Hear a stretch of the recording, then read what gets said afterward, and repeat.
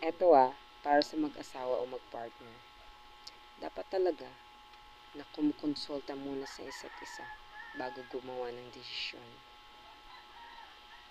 At laging isaisip na ang lalaking nagsasabing kakausapin ko muna ang misis ko ay isang responsableng lalaki at nauunawaan ang tunay na kahulugan ng pag-aasawa.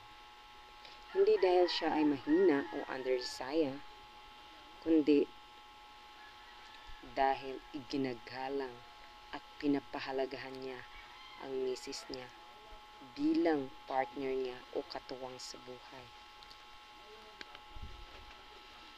Lagi ding tandaan, upang maipadama niyo sa isa't isa ang inyong pagmamahal, dapat ibigay niyo sa isa't isa ang atensyon o pansin, pagmamahal, appreciation o pasasalamat, respect o paggalang sa isa't isa, pagpapalakas ng loob o pagbibigay ginhawa.